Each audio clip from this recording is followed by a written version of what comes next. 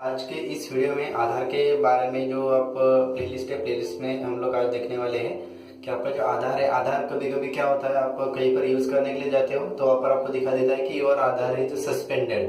कभी कभी प्रॉब्लम मतलब समझ में नहीं आता है कि सस्पेंड क्यों हुआ है, आधार की तरफ से इनएक्टिव क्यों हुआ है।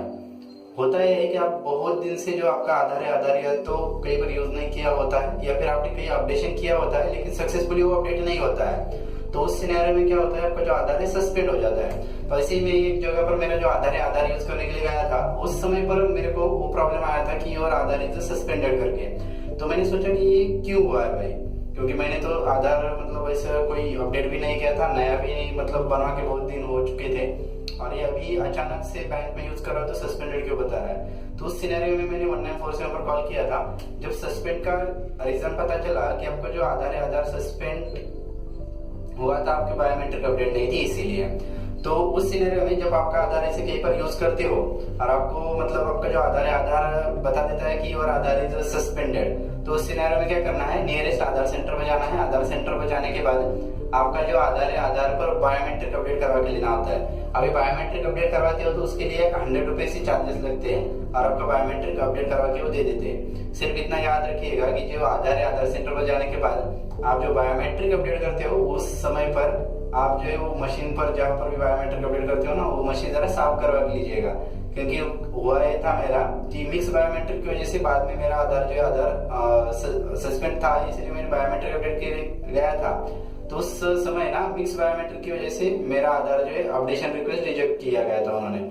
तो मिक्स बायोमेट्रिक क्यों हुआ था, इसका जो रीजन मैंने जाना तो रीजन ये था कि जो मेरे से पहले वहां पर बहुत सारे अपडेट करवा के गए थे, तो उनका जो बायोमेट्रिक अभी देखो कांच के इस पर रहता है बायोमेट्रिक, जब देते हो आप तो तभी आप मतलब पहले किसी ने दिया होगा, कोई पसीना वगैरह होगा उसके हाथ में, वहां पर उसका बायोमेट्रिक थोड़ा बहुत रहा होगा, उसके ऊपर मैंने दे दिया। तो इसी की वजह से क्या हुआ, उसका भी बायोमेट्रिक कैप्चर हुआ। अभी वो सिस्टम है, वो क्या है, उसे जितना भी कैप्चर कर सकता है। तो आधार है, जब बायोमेट्रिक मेरे और किसी और के भी उस समय कैप्चर किए गए थे, तो जो बायोमेट्रिक डेटाबेस में वैलिडेट करेगा। अभी प्रॉब्लम ये होगा कि वैलिडेट करते समय वो वैलिडिटी नहीं होगा डेटा, क्योंकि आपका जो आधार है, आधार पहले से आपने दिया था, बायोमेट्रिक जो दिया था आधार बनाते समय, वो ऑलरेडी सेव रहता है। अभी ये जो आपने अपडेशन के टाइम पे दिया था वो और मतलब किसी और का भी आया था, इसलिए क्या होगा, पहले वाला जो आपका ऑलरेडी आपका डेटाबेस में है वो बायोमेट्रिक और ये बायोमेट्रिक अलग अलग होने की वजह से वो मिसमैच में चला जाता है। तो सिर्फ इतना ही ध्यान रखना है कि आपका जो रखना है कि आपका जो आधार सेंटर पर जाते हो